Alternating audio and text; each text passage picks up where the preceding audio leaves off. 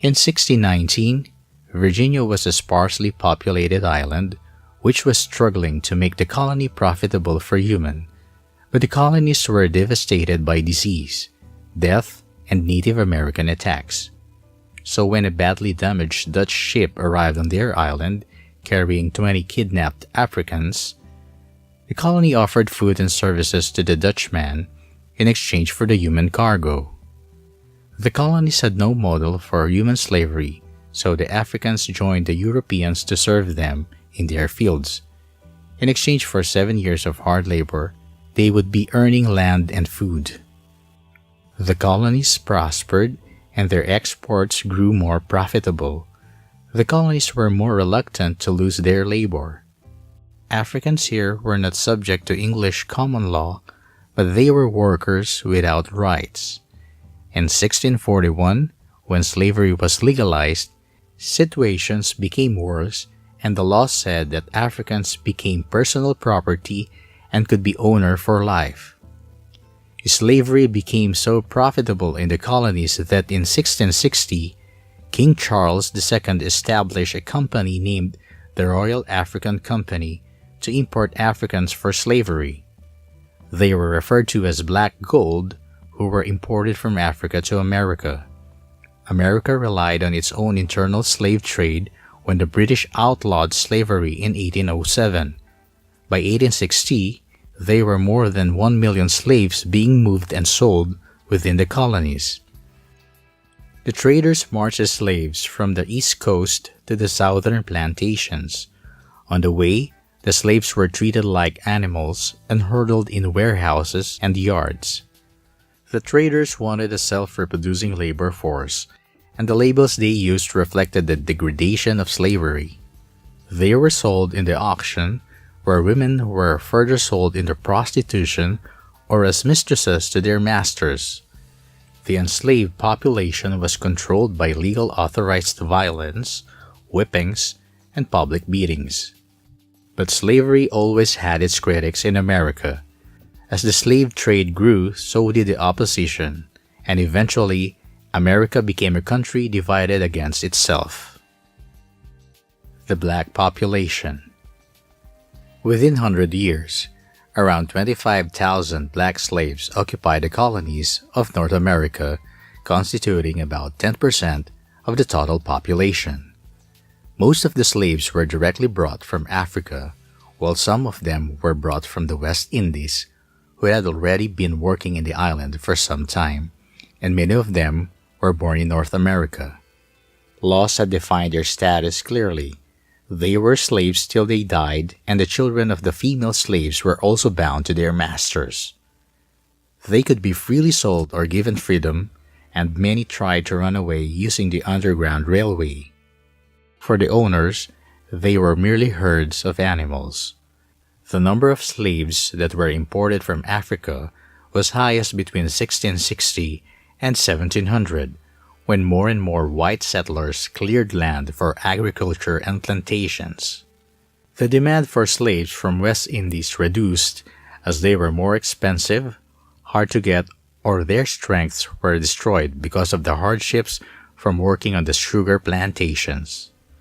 In the end of 17th century, the British removed many taxes and royal monopolies from America, which made it easier for America to trade for slaves. Healthier and physically stronger African slaves were now available at cheaper prices. For the next 150 years, between the 1700 to 1859, most of the slaves brought to North America came straight from Africa in massive shipments to fulfill the needs of the required labor as the Americans were expanding their farms and plantations in the South and were heading their way to South Carolina, Virginia, and Spanish Louisiana or French. The northern colonies were much more developed, residential and industrialized communities, and they were more dependent on economy rather than farming. Hence, they did not buy or import any slaves from Africa. There was a very small group of black who occupied that area, and it remained the same for a long time. But the bigger cities like Boston, New York, and Philadelphia had huge colonies of black population. Some were free and some were slaves. They continued to occupy these cities during the time of colonies as well as after America gained its freedom. During 1750s, there were more American-born slaves of African origin than African-born slaves. When the period for the American Revolution was near, slavery also became less and most of the states in North stopped and forbid slavery. The states of the South, like Virginia, however, had so many locally born, self-sustaining slaves that they did not require to import any slaves from Africa. They continued to have slaves though. South Carolina and Georgia in the South continued to import slaves for many more years till 1808. A few states imported so many black slaves that the blacks outnumbered the white people by 3-1 in South Carolina, whereas although Virginia had many slaves, the whites continued to dominate the population. By the 18th century, South Carolina looked much more like extended colony of West Africa than of British. In 1808, slave importing had stopped and the new American laws prohibited Americans from partaking in slavery completely. Yet till late 1859, there were many ships which illegally shipped slaves from Africa. Gradually, the free blacks started to occupy cities beside the Atlantic coast from Charleston to Boston. Most of the slaves lived towards the south in the rice and tobacco plantations. They were clustered into groups of 20 and more in one room, while the slaves who lived in the towns and cities were better advantaged than them. The rich plantation holders had become dependent on the slaves that they deprived their own lower class of people by not employing or giving them work. Within a few years' association, slavery had become so deeply involved in the Southern economy that it later on divided America into two. The utmost stead slave insurgence was the Stono Uprising in South Carolina of September 1739. There were around 56,000 slaves in the colony who outstripped the white population 2:1. Over 150 slaves raised their voices against the whites. They seized ammunition and guns and killed 21 whites and moved towards Spanish Florida. The local soldiers, however, seized and killed most of the rebels. The imbalance in the statistical distribution of slaves in the North and South was one of the reasons which led to freedom of the blacks. The northern part of America only had about 2% of blacks as slaves who were personal servants, whereas there were 25% of slaves who worked in the plantations in the southern parts of America. The Revolution in early America. The second half of the 18th century was a time of unrest for the people of the United States. In the middle of calls for respite from British rule, people pointed out the ostensible pretenses of slave owners who demanded independence. The Declaration of Independence was to become a platform for hominid privileges, and individual independence was written by Thomas Jefferson, who held over 200 slaves in captivity. There were other statesmen who enslaved many blacks as well. The Second Continental Congress did contemplate liberating slaves to interrupt British trade. They removed dialectal from the Declaration of Independence, which comprised the preferment of captivity among the felonies of King George III. There were many blacks who wrote petitions to end the slavery. One such black, Prince Hall, who was also the founder of Prince Hall Freemasonry, had given many petitions which the administration failed to recognize. This, however, did not discourage the blacks and many other free slaves from partaking in the American Revolution. One of the first free black who fought on behalf of the Americans and to be killed at the Boston Massacre was Crispus Attucks. Prince Hall and 5,000 other blacks fought with the Americans in their war for freedom against the British in the Continental Army at the battles of Concord, Lexington, and Bunker Hill. They fought to impress their white neighbors and for their own freedom. More than 25,000 slaves fled to join and fight with the British, and many escaped in the chaos of the war. George Washington, however, did not employ any blacks once he took command in 1775. Once the war was over, the Americans demanded back what was theirs. However, the British aided 4,000 African Americans to leave the country and select to go to Britain, Jamaica, and Nova Scotia instead of going back to slavery. It took more than 20 years after the American Revolution for the blacks to fight their own freedom. Many socialists raised their voices to help the slaves gain their freedom. Moravians and Quakers were two such people who convinced the slaveholders to release the enslaved families. Religion. The blacks started going to churches by the 1800s. The northern blacks had set up many churches, and in the south, they sat in the upper gallery. The main progress in the community was the establishment of a black church. In fact, it was the first communal institute to be set up. The black church was manifestation of togetherness and unique African American devoutness in response to discernment. The church was also a center for all the blacks in the neighborhood who could celebrate their African traditions without the interruption of white critics. The church was also the place where there was education. As the church was a segment of the society and sought to educate the people, they also helped in the freeing of the blacks who were still kept in captivity. Since the church was part of the community and wanted to provide education, they educated the freed and enslaved blacks. Looking for independence, certain blacks like Bishop Richard Allen started distinct black denominations. The Antebellum Period. In 1780, Pennsylvania became the first to take step towards the abolishment of slavery. Many events took place, and one such event was Haitian Revolution, which was a revolt so strong that it led to a free state of Haiti. Slave owners ran to the United States to save their lives from the massacre that happened in the South. With the creation of cotton gin in 1790, cotton could be cultivated deep in the South, where the weather was suitable and the ground was fertile. The Industrial Revolution in England and Europe created large requirements for cotton and economical clothes, which led to a heavy demand for slaves to work in the cotton plantations. Within years, the demand rose to 70%, and slaves were devastatingly focused in working on the plantations in the South and slowly moved west, and once the old field of cotton became infertile, they purchased new fields. On the request of President Thomas Jefferson, international slave trade was abolished by the Congress in 1807.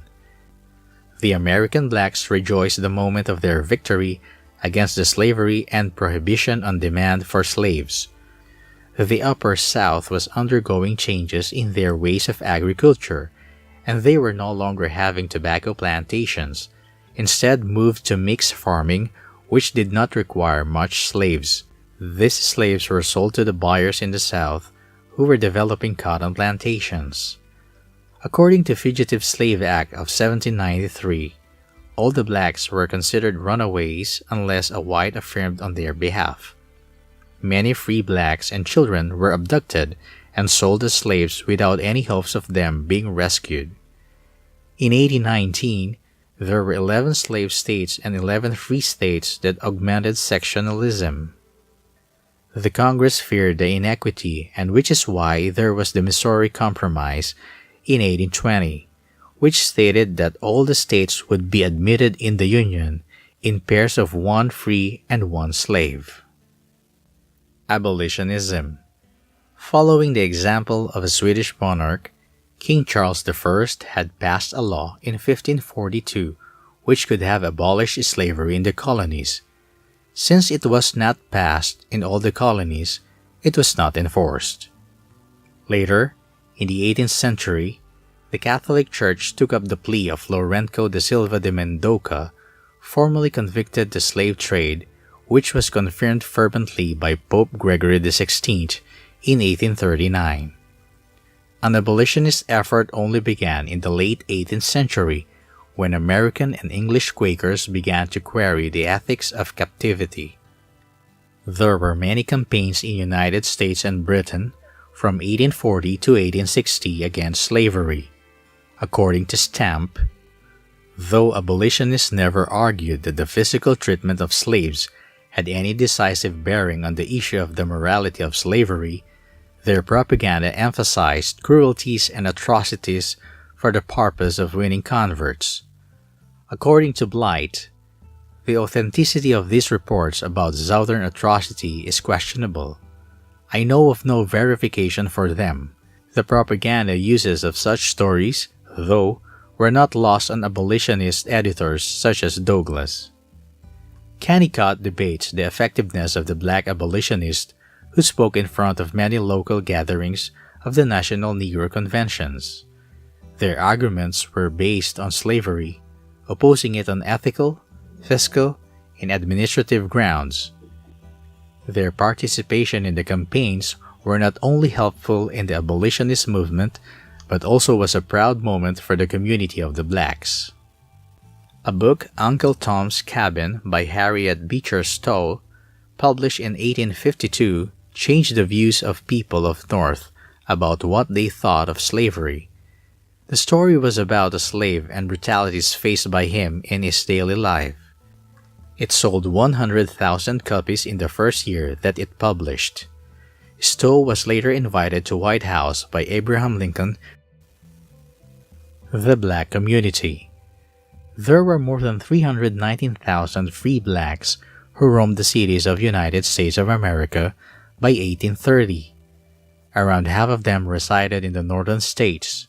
The blacks who settled in the cities tried to establish churches and communal orders which failed earlier but were the first steps to the fruition of their community. The early periods of antebellum created the black communities, which expanded to lay the foundations of the future of the African American. They tried to make homes and get jobs for themselves in the cities, and in the early 1800s, many blacks moved to the urban areas in search of jobs. There were many jobs which they could have done, but the owners of the industries denied employing black workers. They preferred the whites as they thought of them to be more educated and trustworthy. The blacks had to be satisfied with lesser paying and unskilled jobs like construction workers, grave and well diggers, stevedores, etc. The black women worked as domestic help for the white families. Many were teachers, nurses, seamstresses, cooks, midwives, washerwomen, and basket makers.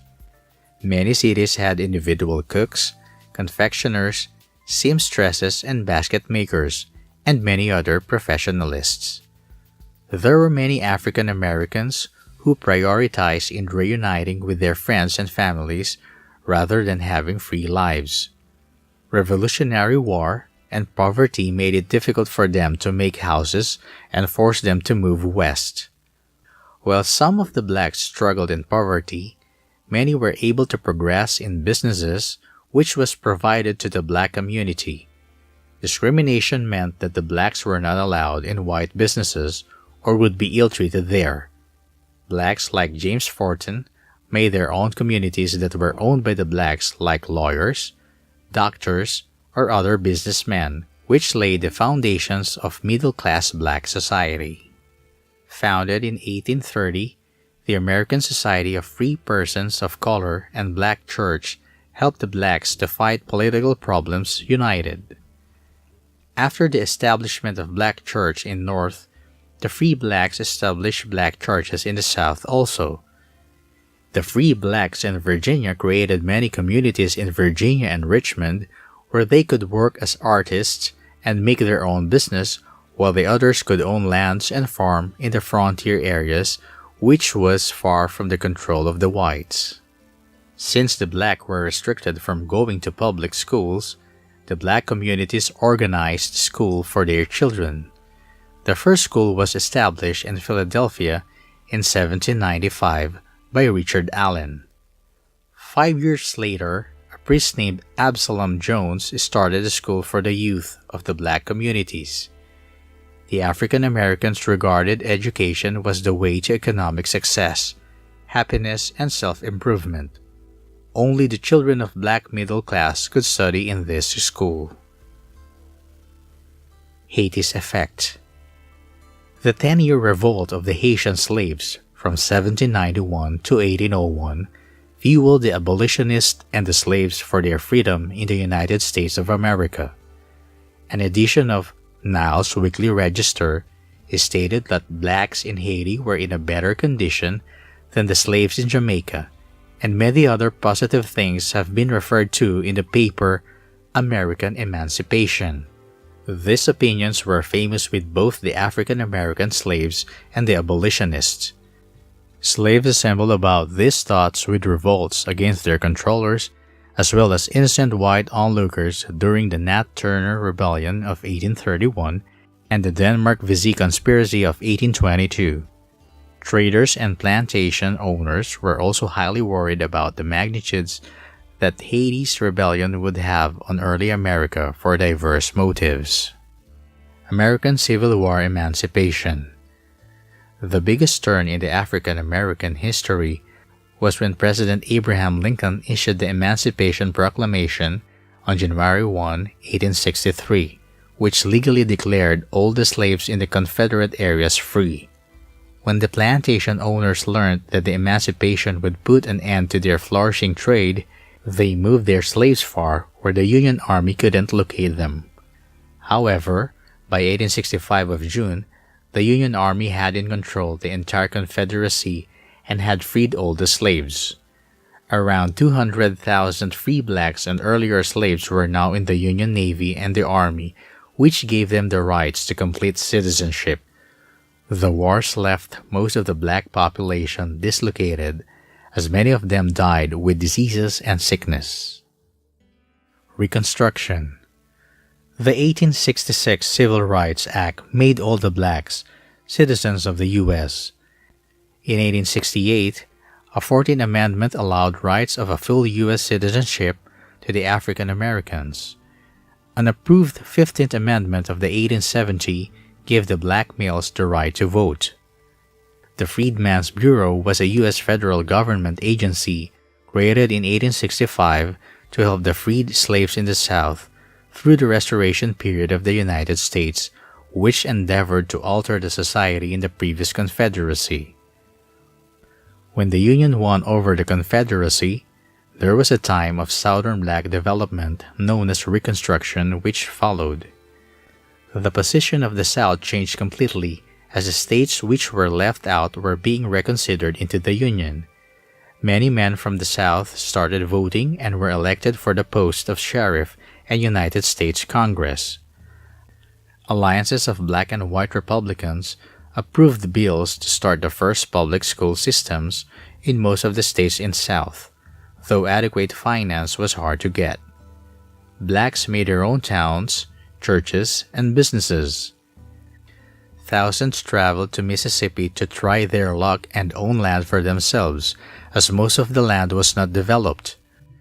By the end of the 19th century, 2/3 of the agriculturalists who possessed plots in the Mississippi Delta bottomlands were black. In 1870, Hiram Revels was the first African American to become senator in the U.S. Congress. Other African Americans soon followed, and there were blacks in Congress from Alabama, South Carolina, Mississippi, and Georgia. The new representatives sustained the Republicans and strained to bring additional developments in the lives of African Americans. Revels and the others agreed that whites might have felt vulnerable by the African American congressmen. Revels stated, "The white race has no better friend than I. I am true to my own race. I wish to see all done that can be done, to assist in acquiring property, in becoming intelligent, enlightened citizens, but at the same time, I would not have anything done which would harm the white race." Many activists disagree to the fact that the process of identity formation of the African American was accelerated, as even though the slaves were declared free, there were many rules and regulations which refrained them from living in equality with the whites. Therefore, thousands of blacks left their homes in the North and moved to the South, where they print newspapers, built schools, and opened small businesses. Many women and men joined as teachers, who were sponsored by many societies, and many came as religious missionaries too. Hundreds of soldiers also came back once the war was over. Jim Crow, Disfranchisement and Challenges. From 1876 and 1965, there were local and state laws of Jim Crow which enacted in the United States. They instructed de jure separation in all civic amenities with an allegedly separate but equal position for the black Americans. In authenticity, this action and adjustments were frequently mediocre to those made for white Americans, classifying many financial, learning, and communal drawbacks. In the look of years of rising ferocity and terrorization engaged at blacks, as well as whites compassionate to their cause, the U.S. administration recoiled from its initiate to assure legitimate securities to the freed women and men. Because of national compromise when the elections were happening in 1877, President Rutherford B. Hayes had withdrawn the Union troops from the southern parts. The autonomous Southerners lost no time in their attempts of reversing the revolutionary advances of the Reconstruction. To decrease black voting and recuperate control of state governments, Republicans had used a mixture of vehemence, deception, and pressure since the voting of 1868. These methods were protuberant among soldier groups such as the Red Shirts and White League in Florida, Louisiana, and Mississippi before the elections of 1876. In South Carolina, for example, a historian projected 150 black deaths in the weeks prior to the election. Annihilation happened at Ellington and Hamburg. White paramilitary vehemence against African Americans is strengthened. Many blacks were afraid of this, and men like Benjamin Pap Singleton started talking about the breaking away from the South. This, though, ended in the 1879 to 1880 drive of the Exodusters who moved to Kansas. White Republicans first approved rules to make voter registration and elections more difficult. Most of the instructions operated devastatingly in contradiction of blacks, but several poor whites were also disfranchised. Multiracial alliances of populists and Republicans in many states succeeded in controlling governments in the 1880s and 1894, which made the populists more resolute to lessen voting by poorer classes. When Democrats seized control of Tennessee in 1888, they approved the rules creating complex voter registration procedures and finished the most reasonable political state in the South. Voting by blacks in country areas and minor townships went down increasingly, and so did the voting by poor white Americans. Beginning with Mississippi and concluding with Georgia from 1890 to 1908, from the 11 southern states, 10 of them accepted new alterations which efficiently disfranchised or took away the voting rights most poor whites and blacks. A mix of literacy tests and poll taxes were cleverly used for the voters' registration, which automatically reduced the black voting crowd, and in some places, it was zero. As a result, in the South, power was concentrated under one Democratic Party. The party centered as a private club and held elections where only whites could vote, shutting the blacks completely. Though African Americans immediately began lawsuits to encounter such situations, early court judgments at the national and state level went in contradiction of them. The whites wanted to return the blacks to their slavery and passed new laws to isolate society along racial lines. They cut their access to schools, restaurants, transportation, and many other civic amenities. The whites promoted the thought that blacks participating in the government were stopped because they were incompetent. Even though bondage had been eliminated, Most Southern blacks continued to struggle in crushing scarcity as agrarian, home, and unskilled workers for many years. Numerous became sharecroppers, their financial position altered somewhat by liberation. Racial terrorism. A clandestine society by the name Ku Klux Klan aimed on destroying the Republican Party in the South in 1865. They terrorized the black leaders by destroying their property, threatening them with murder, and even murdering them. They hid their identities by wearing disguises and masks. Their terror rose, and with the help of federal supports, the Klansmen and the society was destroyed in 1871. The society was silent for some time, as there was violence again after the dispute of Louisiana's state elections in 1872, which led to Coushatta and Colfax massacres in 1873 and 1874. Strains and gossips were in height in many fragments of the South. The rate of African American killed was much higher than European Americans. During the mid-1870s, paramilitary associations rose in the South as the white Democrats struggled a sturdier insurrection, were more absorbed and actual than the Klan in stimulating Republican governments, overpowering the black vote, and attaining political goals. Jim Crow was the cruelest upsurge among all the racial suppressions that America went through.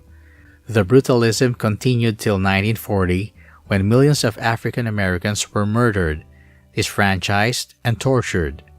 According to records maintained in Tuskegee Institute, around 5,000 women, children, and men were assassinated in mob violence known as lynchings.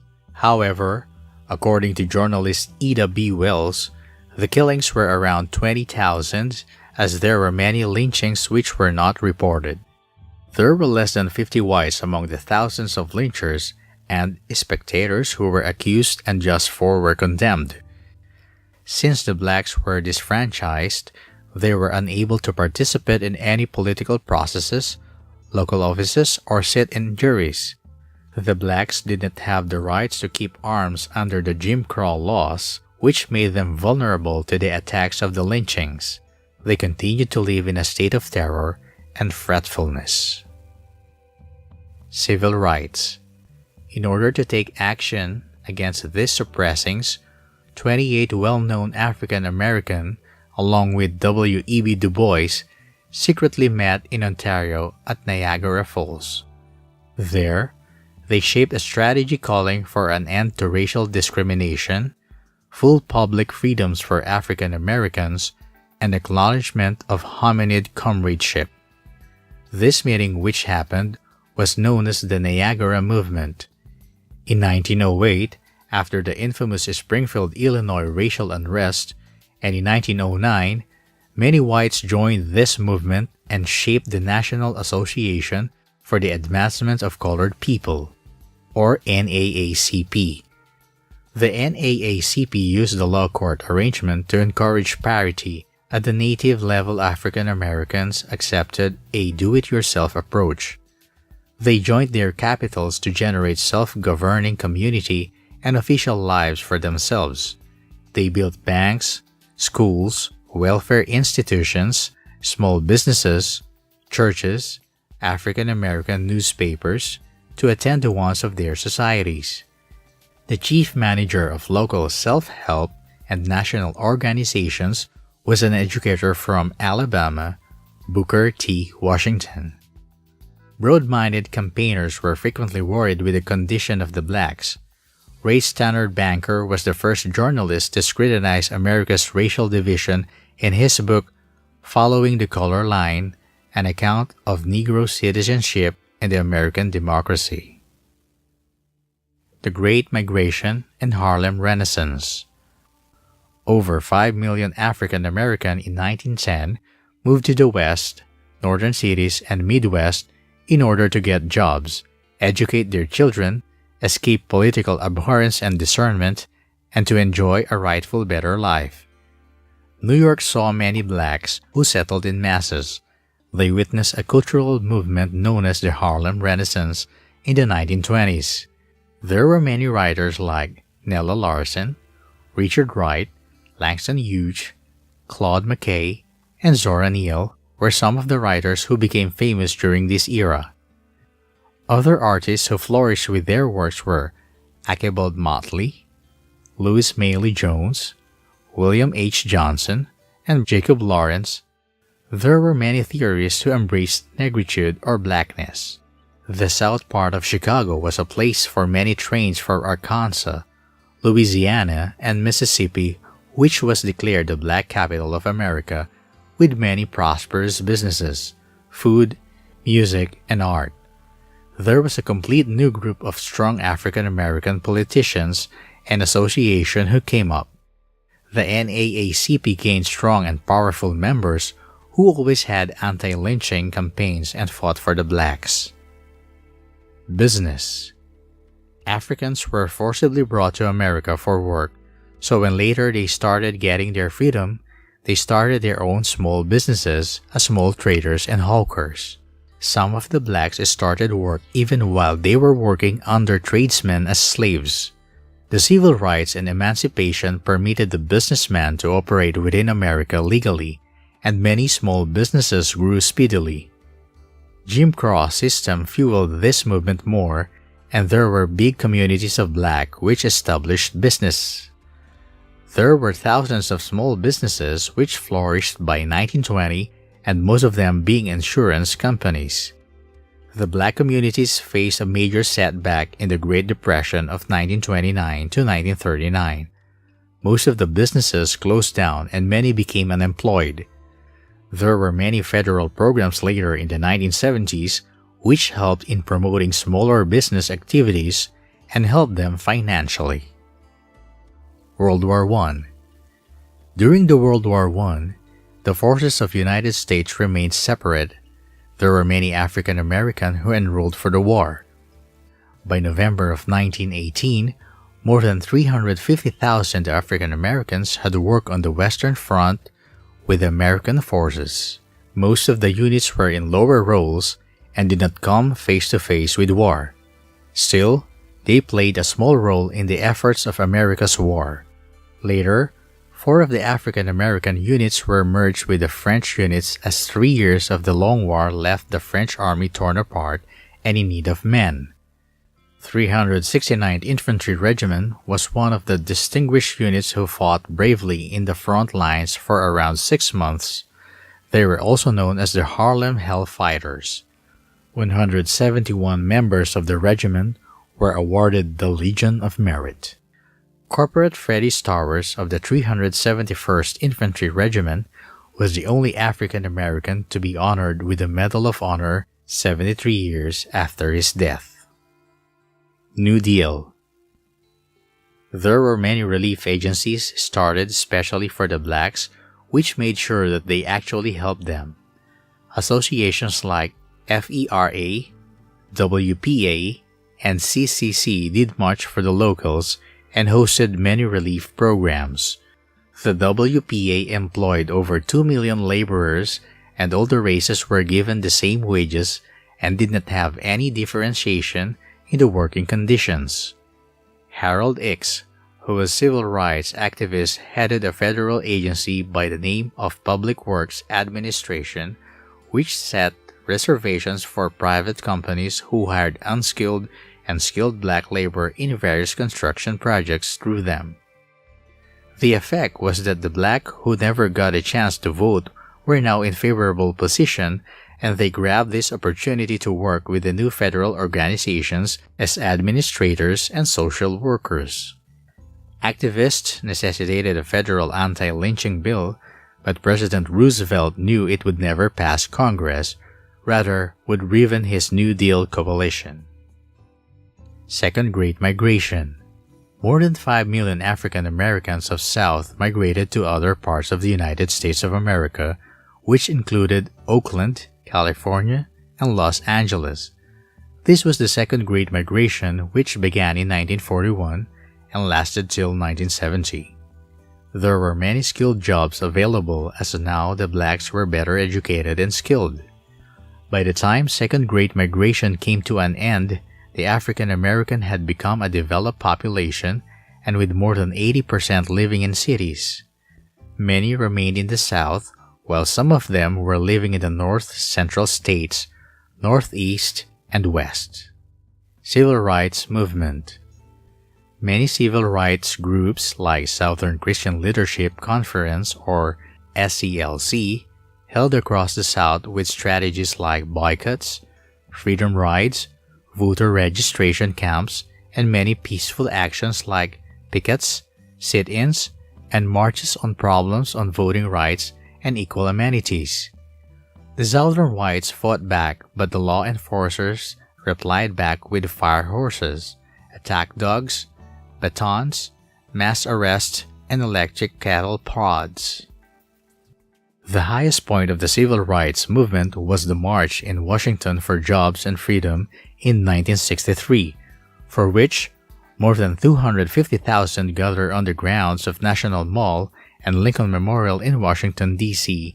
to speak against the continued racial violence and police brutality in the South, equal access in public accommodations and education, equality in employment. The main organizers of the march were known as Big Six of the civil rights movement: Baynard Rustin, James Farmer, Roy Watkins, Whitney Young Jr., John Lewis, and Martin Luther King Jr. An active member behind the scenes was the head of National Council of Negro Women Dorothy Height. It was during this memorable event that Dr. Martin Luther King Jr. gave his historic speech of "I Have a Dream" on the steps of Lincoln Memorial. The Birmingham's Children's Crusade of 1963 and this march with many other events pressurized the Presidents John F. Kennedy and Lyndon B. Johnson that concluded in the passage the Civil Rights Act of 1964, which forbid discernment in employment, public accommodations, and labor unions. Frugally and administratively, the blacks in America have made many considerable strides in the history of African American. The financial development for blacks accomplishing the extravagances of prosperity has been sluggish. As per the Forbes richest lists, Oprah Winfrey was the richest African American of the 20th century and the world's only black billionaire in 2004, 2005, and 2006. Oprah is not only the black billionaire of the world, but she has also been on the list of Forbes 400 since 1995. The founder of BET, Bob Johnson, joined her later on in the list in 2001, 2002, and 2003, after which his ex-wife got some part of his wealth. However, he returned to the list in 2006, but could not make it to the list in the following year. The histrionic step forward was in the 2008 elections when Barack Obama was voted the President of the United States of America. Even with Hillary Clinton as his opponent, Obama won with huge numbers. Obama won the hearts of many as after the completion of his term, he won the 2012 elections once again to be re-elected as the President of America once again. He stood against Mitt Romney this time. While the long struggle lasted for years and many gave their lives to attain this freedom, the African American now enjoy equal rights and have a peaceful life of equality and brotherhood in the United States of America.